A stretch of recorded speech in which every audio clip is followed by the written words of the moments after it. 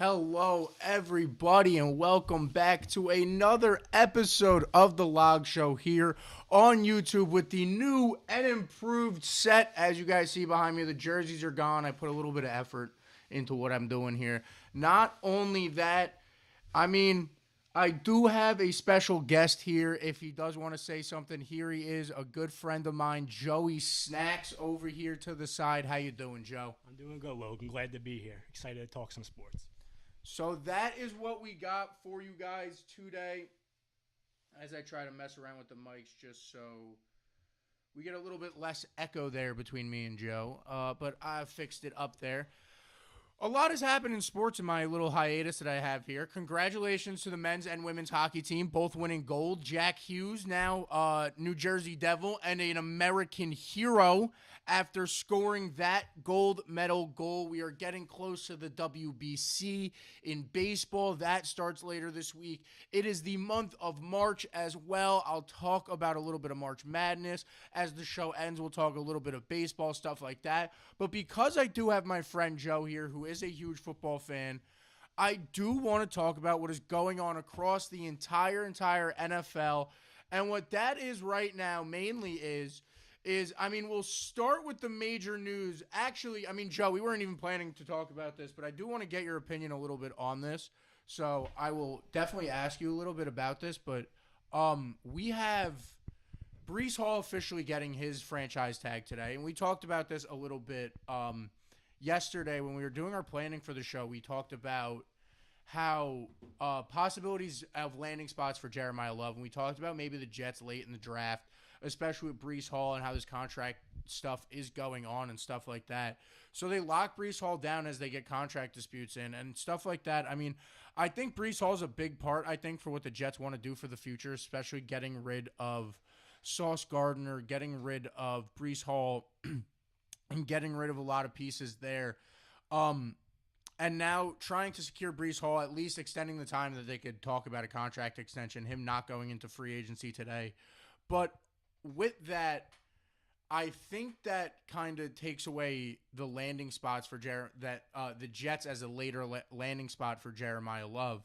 So with that, I mean, the Jets right now, they're sitting at 2-18, right, with the Colts pick, I believe it is. So I want to say that, like, when we look at what the Jets might do in this upcoming NFL draft, it's definitely interesting. I know, like, obviously a dream for Jets fans would be for the Raiders to somehow not draft Fernando Mendoza at 1, and him just fall right into their lap. But obviously, I doubt that that's going to happen. You sit in a situation with the Jets at 2 where you have a lot to fix as the Jets. I mean, you have no quarterback as of right now unless you're committing to Justin Fields, which is an interesting situation there where they're going to go at quarterback. And I doubt they go quarterback at 2. If you're the Jets here at 2, Joe, I'll pass it to you to see what you kind of think about this. Do you trade the pick? Do you... So if I'm the Jets at 2 here, there's no way Mendoza's available. I'm not too high on Mendoza. I don't really think he's a top quarterback in this draft, just based off his size alone. But I don't think he's going to be there just because of position of value. I do think they get Ohio State linebacker Arvell Reese, I believe his name is. He's all-around linebacker. He's great. He's east to west. He can make all the plays. He's athletic. He's long. So I don't see why Aaron Glenn won't go build up his defense. I mean, that's if he's awake. That is if he's awake. I mean, I'm not sure if you guys saw that. They had a blast with that on WFAN. Carlton, Evan and Tiki and all them had a blast with that. With Aaron Glenn being getting relations to Sleepy Joe there over at the NFL Combine, while watching what seems to be a very important pick for the New York Jets going forward. I mean, I don't see the reason to not lock down Breece Hall, especially if you're bringing in a young quarterback, especially if you're going to look at this as a situation as the New York Jets. Is like, I've talked to a lot of different Jets fans. I have, as you know, my friend Finn, who's a very very big Jets fan, but they've all given up on the season next year, and I feel like when you go into a season without Justin Fields and without the quarterback that really is your guy, trying to lock down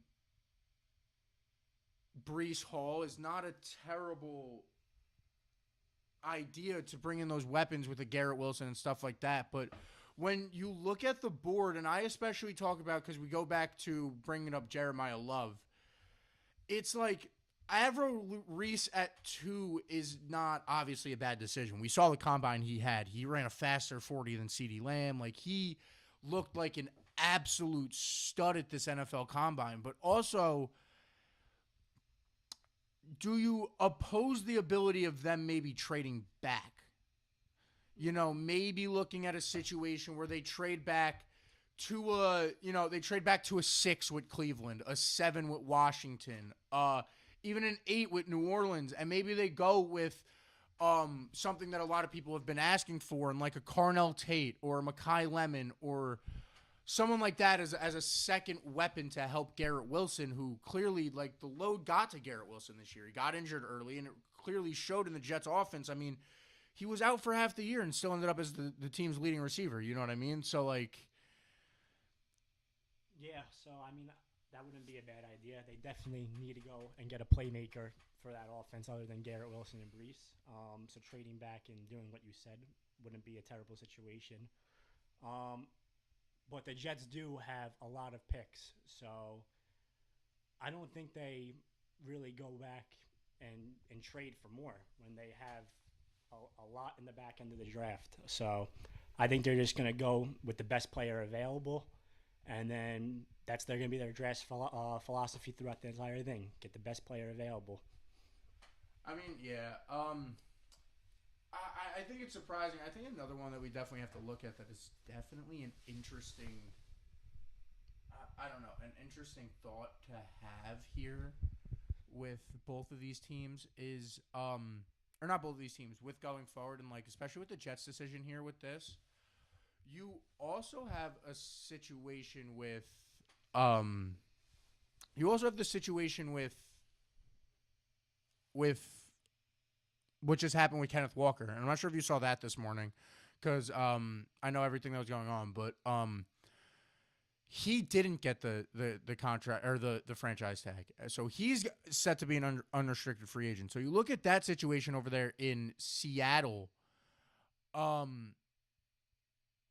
and how does, I don't know, how, when you evaluate those two decisions, and I know I don't want to keep throwing it to you, but it's just like a thought I have, and I kind of just want to get an outside opinion on it. And if you don't have one, you could just say that, and I'll move on. But, like, how are those situations so different is what I was thinking about this morning. And I haven't really done the research on it either, so, like, we're both kind of not, like, don't have the stats, and I know that.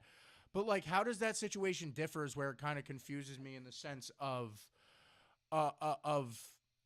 why would you not do the same for Kenneth Walker, showing what he did in Seattle? It just comes down to what type of GM are you, what type of coach are you, I think. Obviously, running back's not the biggest position out there. You know, there's a lot more valuable positions. Mm-hmm. It's very replaceable, I should say, that position. So, especially when they have a solid backup in Charbonnet, why would they go and waste a franchise tag? But would you not argue the same for the Jets and Braylon Allen? They're not on the same level. I don't think Braylon Allen has had that chance to prove himself like Charbonnet has. Especially with the injury this year, too. I get what you're saying. Yeah, I definitely see that. And then we're comparing apples to oranges with the Jet offense and the Seahawk offense. Yeah. They have a lot more weapons, Shahid's a free agent, but still they have a lot better of a foundation there in Seattle than they do in New York. And I just feel like one of the reasons New York keeps Brees is because they're hanging on to the talent they got on the offensive side of the ball. And Seattle can afford to let him go test the market. Yeah, no, I definitely get what you're saying. I mean, but I think it's an interesting situation to definitely see how much Brees ends up getting. You know what I mean? Because, like, with all of that, I think it's I'm trying to find the words for it, but it's like they're clearly you know what I mean? Like, they're clearly at a disagreement at a number, or the extension would have happened, obviously. Mm-hmm. They're obviously still discussing, mm-hmm. But it's like, at what point when you're the Jets do you need so much that there's a price limit on it? Someone like Breece Hall that, like you said, with the running back position, you look at an example like Seattle with Kenneth Walker, somebody who literally just won them the Super Bowl MVP, and they're going to let him walk because they feel comfortable with Charbonnet. You get what I'm saying there? Yeah, it just depends how you're willing to build your team and what you're willing to build it around. Like, do they have a quarterback there in New York that, you know, can go win them a Super Bowl right now? No, they don't. So they don't feel comfortable letting one of their star running backs walk. That's my opinion on it. Obviously, money plays into it and just getting a deal done. But when you have a Super Bowl winning quarterback and high caliber wide receivers, a high caliber defense, there's other factors that just play in for an organization to let players walk and players stay. So, I mean, you bringing that up is actually good transition, because this is what I really wanted to get into. Was the combine. Franchise quarterbacks. Oddly enough, I mean, me and you both didn't really watch a lot of it live, but while we were hanging out planning for the show, we did watch a good amount, especially the quarterbacks, wide receivers, and running backs. But and then obviously all the clips online everyone sees. You get them pushed down your throat through Twitter, Instagram, all of that.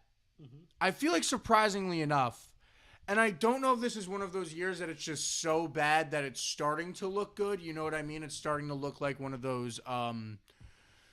I think Josh Rosen's a good example of it. You know what I mean? That year with Josh Rosen and Sam Darnold and all of them. Even though Sam Darnold now has won a Super Bowl and Baker's not terrible, you got Josh Allen in that draft. Lamar at the tail end. But on paper, a lot of people said it wasn't a great quarterback draft. And now you're looking at this draft with, obviously you have Mendoza at 1, but you look at what is the rest of those quarterbacks. Who's 2, 3, 4, 5? I think 2 right now would be more likely or not Ty Simpson on a lot of people's boards. Yeah. But you have Nussmeier, you have Klubnik who look good. You got Carson Beck, and then you even have a couple people who I think you could get late round that we brought up. North Dakota State quarterback. I like how he looked in the combine. Cole Payton. Everyone's talking about Taylon Green right now, the Arkansas quarterback who had like that insane broad jump, ran a 4.36. And there's even some forgotten guys like a Drew Aller and those types of dudes who, Drew Aller maybe not have ran the 40, but he did the throwing drills and didn't look terrible.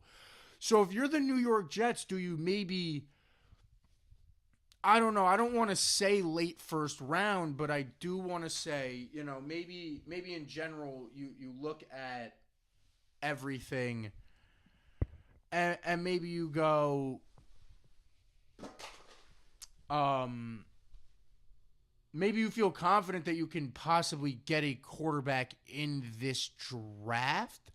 I mean, I don't know. I mean, you look at it like we said. You could retain Justin Fields.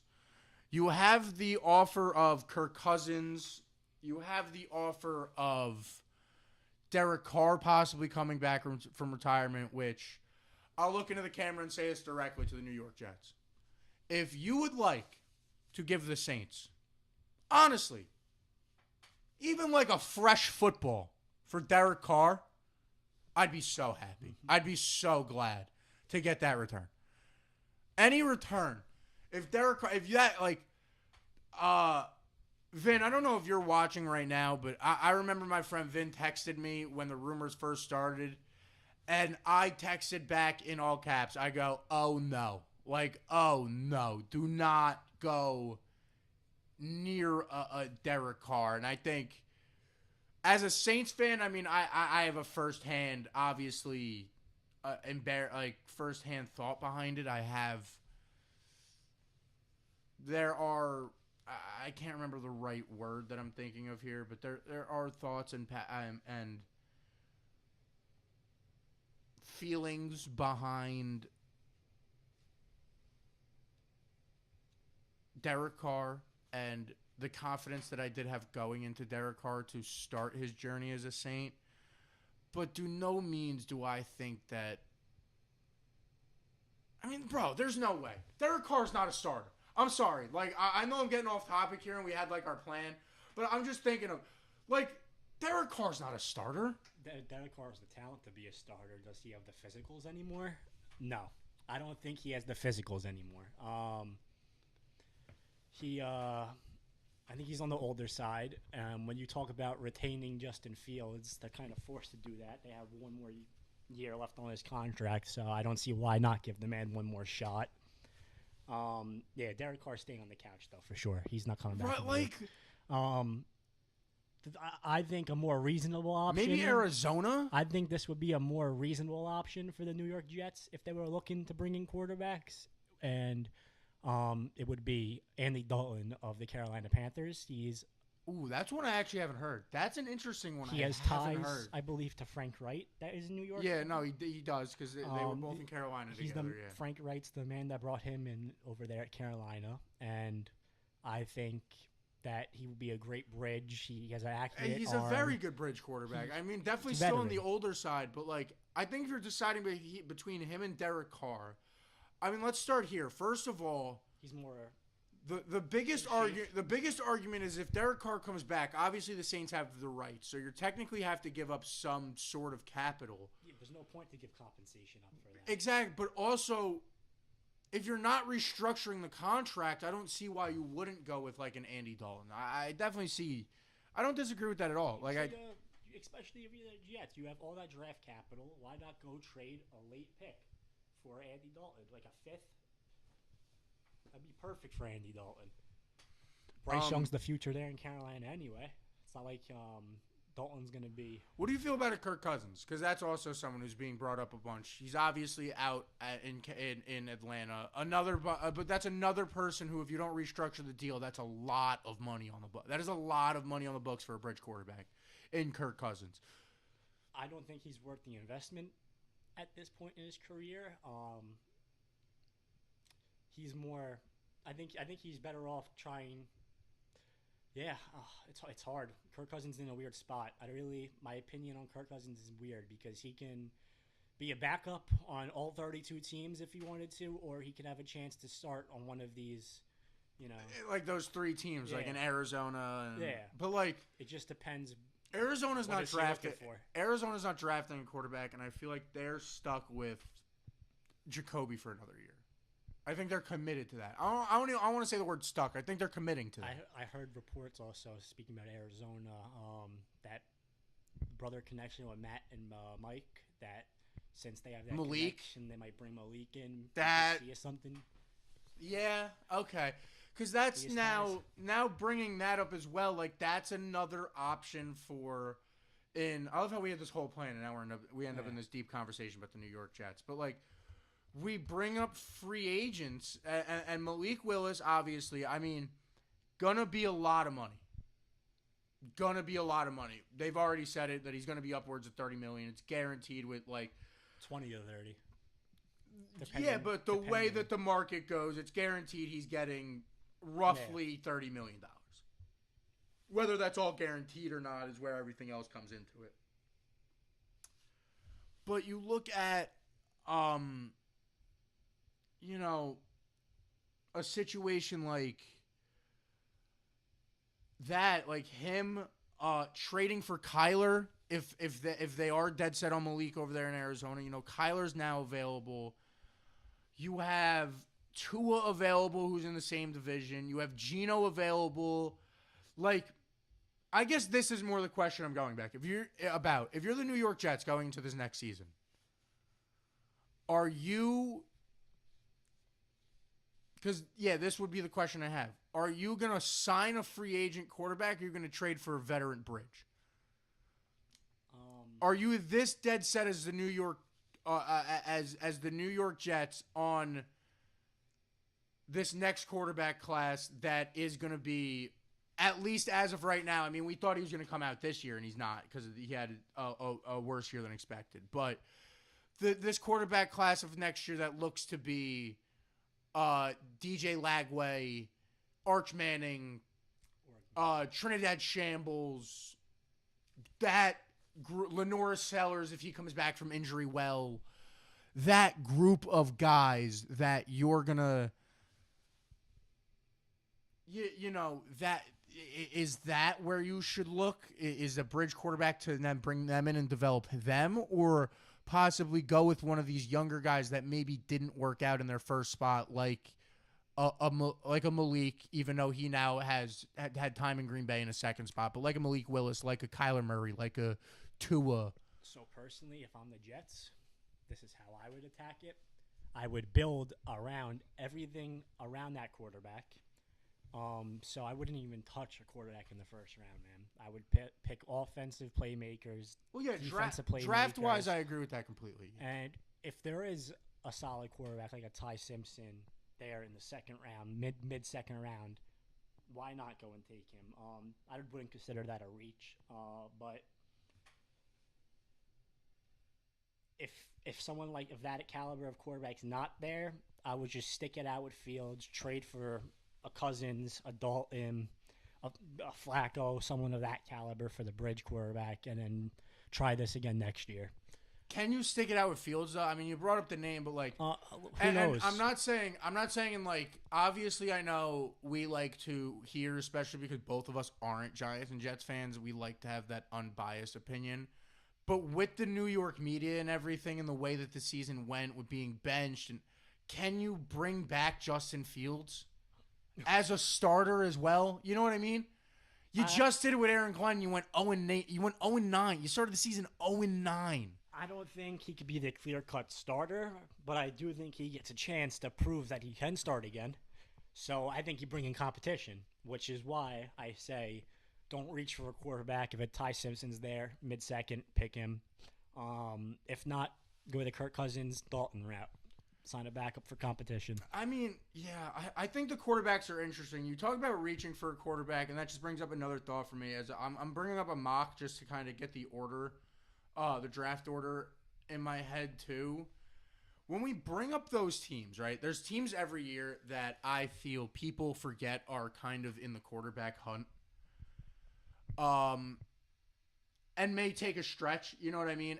And the names I'm going to use as of right now, because we saw the combine and liked how they performed: Ty Simpson, Garrett Nussmeier, Cole Payton, maybe, but like that would still be late in the draft. But like when it comes to like a late first round pick, who do you see? You know, I know you don't have the draft order in front of you. You could pull it up on your phone if you want, real quick, if it helps you. But like post 15, right? We look at teams like Minnesota, who might not be committed to J.J. McCarthy.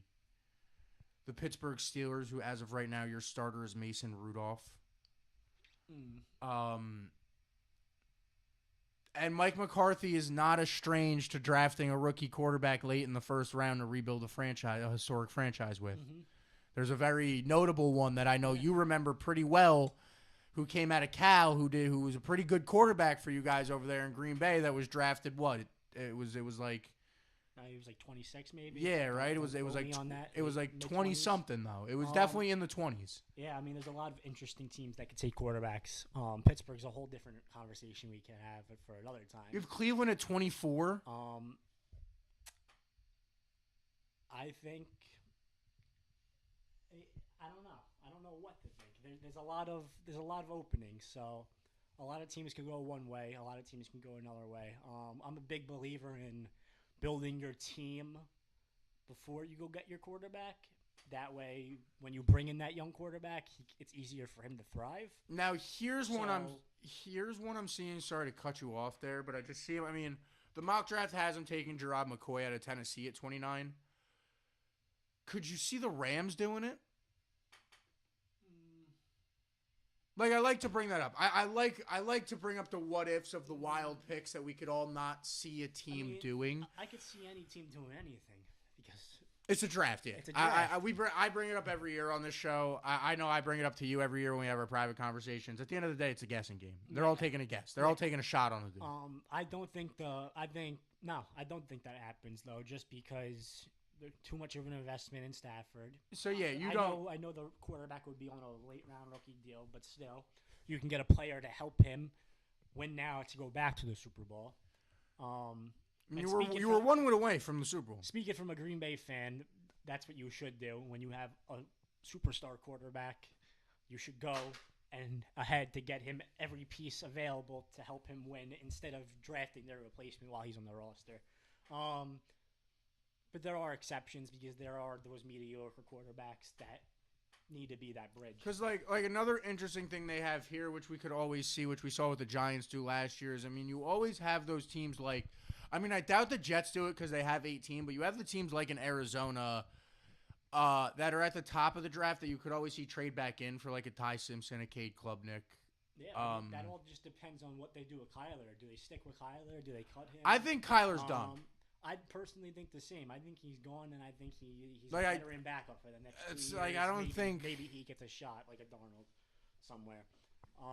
But I think Arizona's all in at quarterback, and if they do not get their hands, this is really what I believe, on Malik Willis, they are going to draft a quarterback first round. So you think that the Malik Willis signing should happen like that? Like, if it doesn't happen by the draft, you see the Cardinals being a little afraid, or you see I guess Malik Willis. No, now that I think about it, I thought about the windows for a second. There's no way Malik Willis is not on a roster by the NFL draft. So I don't. So if he's not in Arizona, I get what you're saying. No, I because by the draft, if he's not in Arizona, he's somewhere else. He has a contract by then. So you are then in a situation that you need a quarterback as Arizona. And yeah, I mean, I'm not against the idea of them trading back in and pulling what the New York Giants did last year and doing best available at 3 and then seeing if they could get back in at like a 25-26 and going to get their guy at quarterback. I think that's a very interesting thought. That's what was on my mind, Logan. I think if they do draft a quarterback, I think it's late first round, like that, or even early second round. They might be one of those teams to trade out or trade up into early second in the draft. I don't think they what are they sitting at right now? Mid teens? Arizona? Yeah. Originally they only have 3. They're at 3. Oh, they're 3, duh. And then I'm assuming I think they still have their second round pick. Yeah, so I mean I don't see them getting a quarterback that early because we all know Mendoza is going to be on the board. No, yeah, they have 34. So they have the second pick in the second round as well. Yeah, that's the pick they take with a quarterback. Yeah, that's the Ty Simpson pick right there. That's what I personally think. But would you not argue, too, like, this is what I like to say? Or, like, if I'm Arizona, would you not at least try to use that 34 to maybe get up to 9 or 20? Dallas has Green Bay's pick, which is 20. You could move back, give Dallas capital, because are you not scared of Pittsburgh taking Ty Simpson? Is it not a thought in your head if you're Arizona? If that's your guy, you should go get him. Well, if Rodgers comes back, no. Just because they have their quarterback last year in the building. But let's say as of right now. As of right now, the signs are not pointing towards Aaron Rodgers being in a Pittsburgh Steelers uniform next year. Well, aside, vice versa. No one knows what Aaron's doing yet. It's fucking Aaron. He pisses me off now. I know you have an affinity for him. I know Aaron Rodgers is. I think he comes back. I don't. Bro, I'm just annoyed. Like, which way do you want to take this conversation? No. I'm just putting it this way, and this is just my opinion on it. I'm tired of the whole is he Willie won't he? Like at first when he was going to the Jets. He was a year and a half off of MVP season. You know what I mean? Like, yeah. Like the media circus was worth it. So you think then after the Jets, all right, he had a torn Achilles year and he didn't play that bad in that Jets season that he played in. So the media circus kind of understood it. At this point, I don't care. You think he had a bad season last year?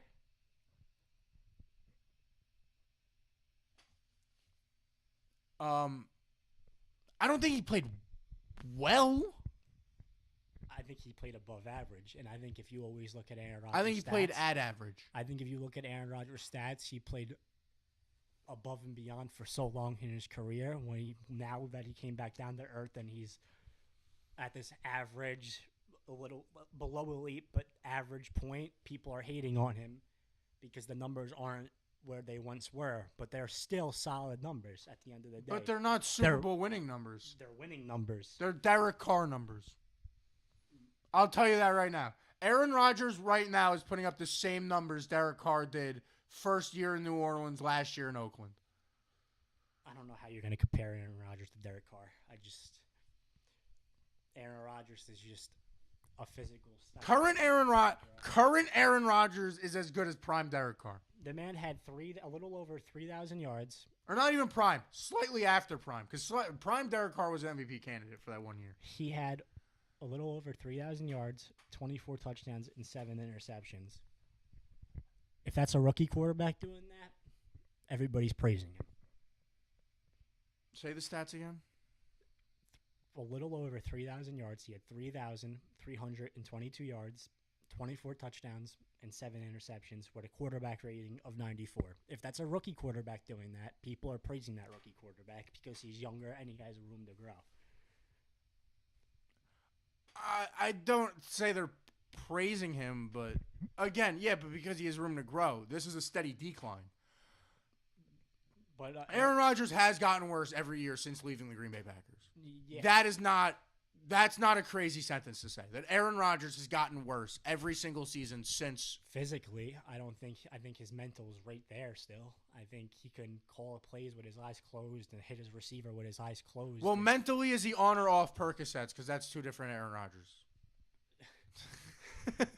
Mentally, is this Perk Rodgers or not Perk Rodgers? Perk Rodgers mentally. Because Perk Rodgers mentally is doing geometry on the field we've never seen before. Yeah, well, he's inventing new theorems that haven't existed since the. He's floating, that guy. But Rodgers, dude, Rodgers mentally all around. Whether he's on perks or whether he's doing it sober, man. He's just always gonna be that guy. He has that Brady factor to him. Yeah, I don't know. I think it's interesting. I think you also got. I'm sorry to cut you off, Logan, but you also just. You're right about his age. His age is showing, but you got to look at the type of offense they were running, and because of that, they're running a 2-3 tight end set. They're running a lot of run-heavy formations in Pittsburgh the last year. So, I mean, let's see what they do this year with the Mike McCarthy offense if he comes back and they run more passing sets. I mean, like, what I was going to say is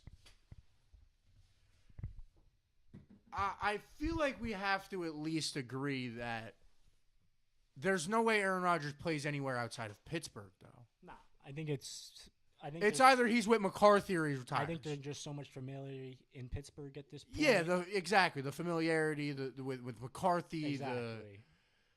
I think it's make or break. It's either you bring him in or he retires. Yeah, it's going to be an interesting one. I'm a big supporter, obviously. You guys can hear that, of Rodgers. So I hope he comes back and proves all the haters that he could make one last run.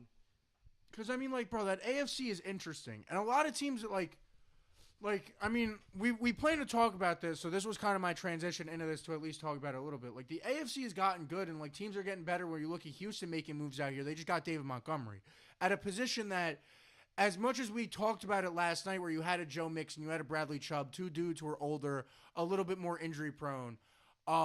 You had a Woody Marks who kind of had a little bit of a breakout year, looked pretty good in that offense. But you bring in a talent like Monty who in a two-headed offense was able to have over 900 total yards over the past 2 years.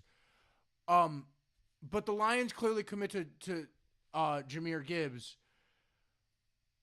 The Texans are committing to C.J. Stroud, even though he struggled this year.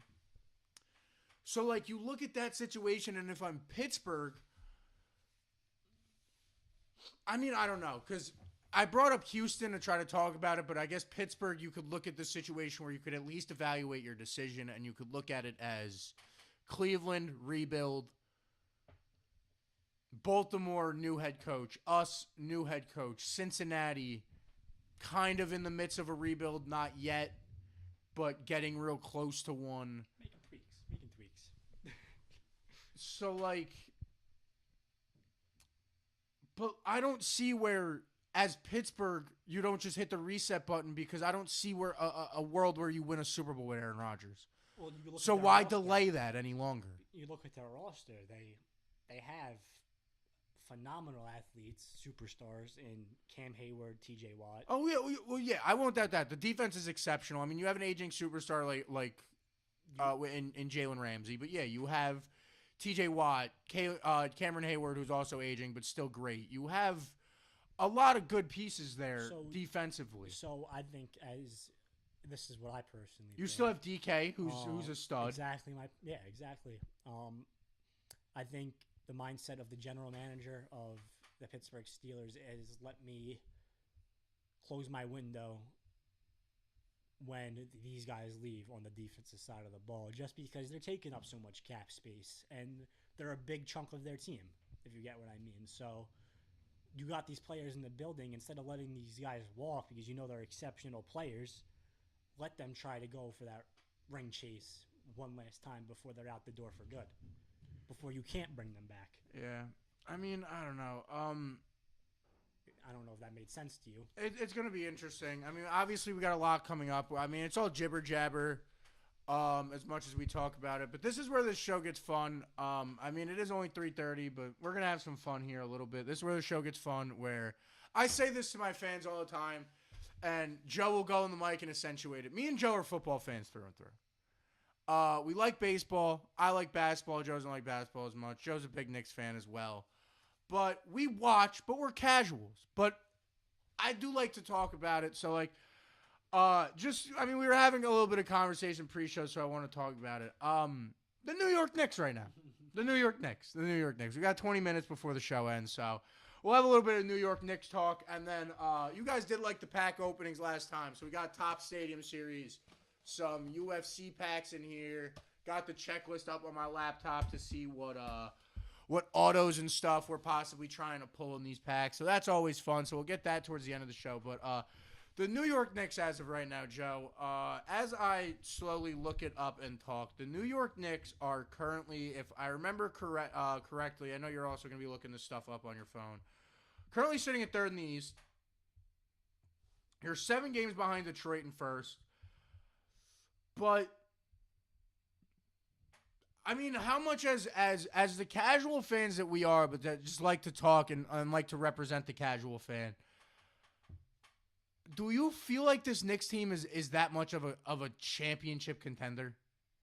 I do. You know, you're trailing Boston without Jason Tatum. They've been playing exceptionally well with just Jaylen Brown. You have the Pistons who are arguably built against you with a Jalen Duran, a Cade Cunningham, and those types of good pieces. And that's only talking about the Eastern Conference. Do you think that this current Knicks roster with Karl Anthony Towns and Jalen Brunson can win a championship? Are you that confident? I definitely think they can. If they get to the dance, they get to the dance. Any team that is in the playoffs knows playoff basketball is a different type of atmosphere. It's a different type of game. It's a lot slower. They call a lot more plays. It's more fundamental. I think the Knicks have the grit. If you watched them play last year in the playoffs, they well, I mean, it's a different team. You got a different coach. It is a different team. But you're using your bench a lot more now. There's the same players on the main core. Yeah, 100% the main core. So you see a lot of those players. You know what they're capable of. You know they can make a run. You know they're just as good as any of those Detroit Piston players. Those, I would say, Boston Celtics. Now, as much as I want to disagree with you, that is why I do have the odd confidence in this Knicks team that I think a lot of people are forgetting on. We're still in the regular season where you're using a lot of the bench, and the Knicks burnt out last year. You saw it in the Pacers series. They were tired. Like, Brunson was tired. Hart was tired. McHale was tired. Mm-hmm. And now you have this bench where, like, even if you really shorten this rotation, off the bench, you have these players now where you just brought in a great energy piece like a Jose Alvarado. You have a Jordan Clarkson who when he's off, you don't want to give him the ball. Trust me. When Jordan Clarkson is off, it's bad. It is bad. But when he's hot, like it's been inconsistent this year, but Jordan Clarkson has been able to get going. You have a Hakaporti as a center off the bench, along with obviously Mitchell Robinson, who I love. You have a Deuce. You have a Tyler Kolek. I think the use of this bench this year is what's going to be big for the Knicks going forward, and I think as long as they can stay healthy and you could keep everyone on the floor, you could get Miles McBride back, who's been out for a little while before the playoffs. And you could get all this right now while you're in March and you have the end of this season to come. You have this last month of regular season basketball to really put everything together. I think the Knicks really are built for a run. I like to say, you break down the schedule and the standings, or at least the standings right now. The Knicks, if the playoffs started today, the Knicks are playing Philadelphia, which I think you beat in 5. I think you beat Philadelphia in 5. I don't think you struggle with Philadelphia. I think the only team the Knicks really struggle with is Boston or Cleveland. Scares me. Detroit. Cleveland's a scary one. They got Cleveland scares me. Yeah, Cleveland's a scary one. They got Mitchell. Who else they got? they just traded Garland, right? Yeah, they just brought in. I think they lost that trade though. Who'd they bring in for Garland? Harden. Oh, they just brought Harden in. Yeah, I don't. That was a piece I didn't love because I don't think Harden and Donovan Mitchell pair well together. I think my last episode was the day of that trade. I don't see where they fit.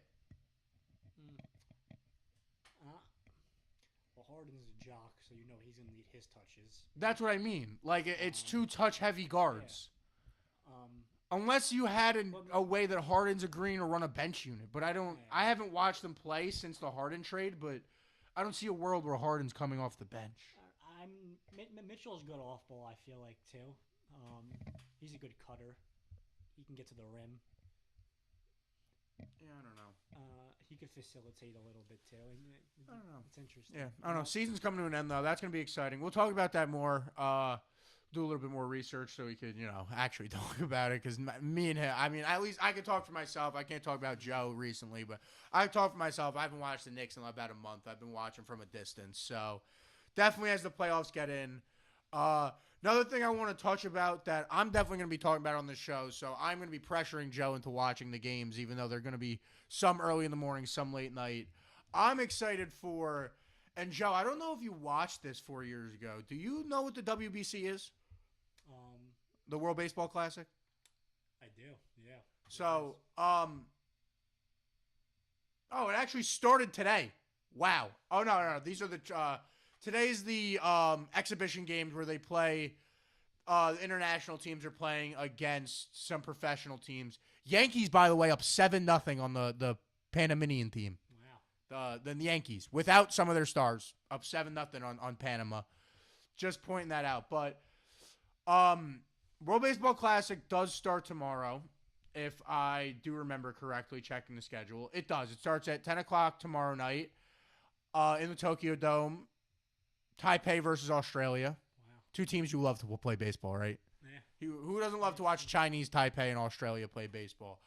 I'm going to be watching it. I know you're probably not. But then Wednesday, we got baseball. We're slowly getting into World Baseball Classic as we get a little bit more exhibitions on Wednesday.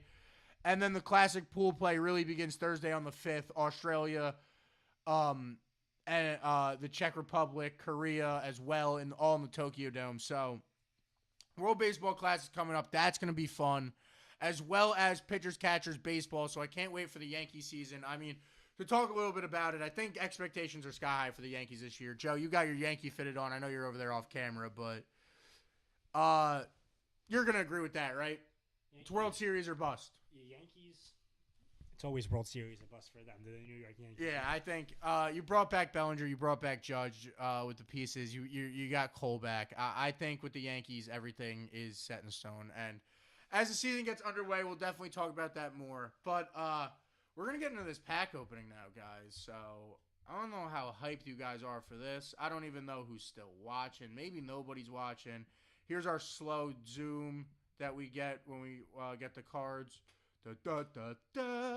Slow pan. Today we are opening the top Stadium Club cards for you guys. UFC Stadium cards. I thought it would be interesting. Did ask number one fan. I don't know if he's still in the chat. Shout out my boy Vin, but did ask him what cards he wanted us to open. He liked the idea of some UFC cards. We got some baseball cards for next week. I know you guys saw little Topps Easter egg that we're going to save a little bit closer to Easter. We also got another 2025 Series 1 box that we're going to open. But let's get this Stadium Series underway. Joe. Auto John Jones first pack. Watch. We're feeling it, right? How many packs we got in here? More of a Conor McGregor guy. We got 1, 2, 3, 4. We got 6 packs to open. I'm opening all 6 on camera this time. I feel like, what's it say in the box? What is it, 5 cards per pack? Yeah, 5 cards per pack. We got a total of 30 cards here. We open up the first one.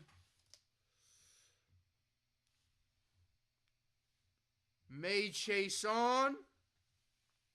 Nothing special with that one. Nice little Peyton Talbot. I love a good Peyton Talbot. This is a good fan favorite. I love Peyton. Ooh, a nice little Nikita Kirillov. He's been good. He's been on a heater recently. Ooh, a little chrome action, nice little knockout.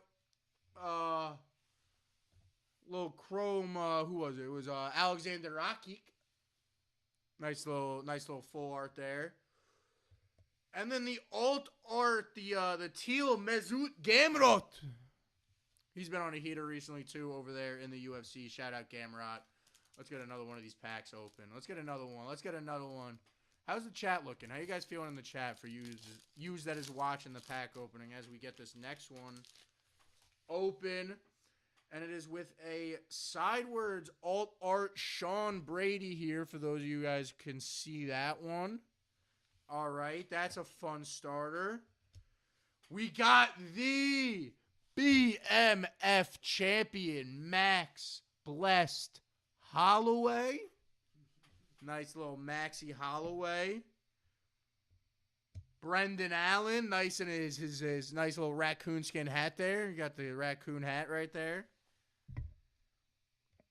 Esteban Nervofis. And then a nice teal alt art Brandon Moreno, who sadly suffered a loss this past weekend in UFC. What number was that? 325, 326, I believe it was.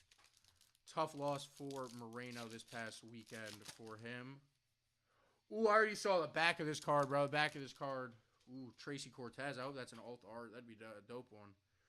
We got Tagir Ubalagov. I don't even know who that is, bro. Ulan Bekov. Tagir Ulan Bekov. I don't know. I'm rooting for you now, though, in the UFC, my man. Tagir. Alexa Grasso. She's been on a tear recently. Former champ right there in Alexa Grasso. Davidson Figueiredo. That's a nice card. I kind of like how a lot of these cards are sideways. I kind of like the... Oh, we got a cool one here. A nice alt art stars of Daniel Zellhuber. This one looks dope, bro. Look at this one. Look at this one, guys. A nice little young stars card there for we'll look up this one. This is a rookie card too, bro. This got an RC on it. So this one will go in a nice top loader later. Put that one right next to the fan favorite Peyton Talbot rookie card. And then we got the alt art teal Tracy Cortez. All right. What is this? Pack number 4 we got here. Come on, guys. This is the one. Auto John Jones right here. Double auto. Conor McGregor, John Jones, UFC White House. That's what we're feeling here. Starting with the Norma Dumont. All right.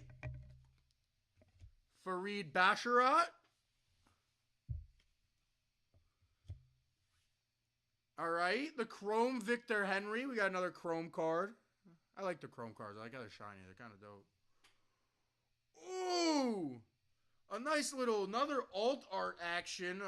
This one's like black and white of the brother of legendary bantamweight fighter Habib Nurmagomedov. Saeed Nurmagomedov. This is a dope card, though. We'll find a way to have Habib sign that one day. When I meet him. And then another Peyton Talbot here in the little teal alt art that seems to be at the end of every pack there. Here we are, pack number 5 of 6. Starting with the Shotgav Rakhmadov. It's another card that I love. I like opening these cards. These UFC cards are cool as much as I don't know deep UFC. Some of these I like to try to get them, sign graded. We got an Eduarda, what's the last name? Muera. Rookie card. She rooting for her. KO Barallo. All right. I like this card. Him in celebration. All right. Here we go. Another alt art we got here sideways. We got the blackout Yasmin Jaragi. We got right there for you guys. And then the last teal card will be another Nikita Kirillov, as who we saw earlier. Show you guys this one in clear sight. Get it at a no glare. Here we are, last pack of the day for the Stadium Series. pray on it. Let's kiss it.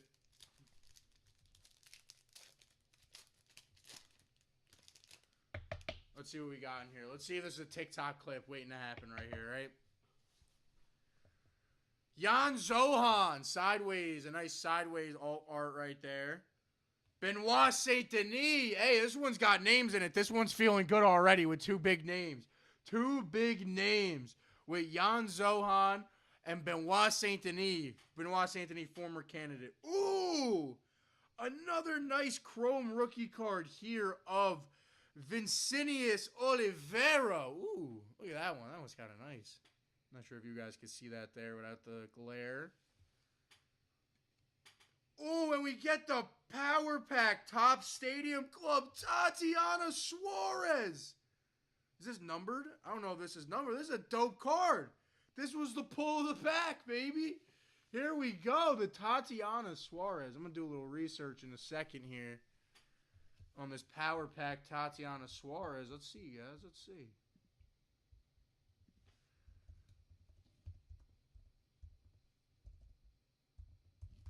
Tatiana.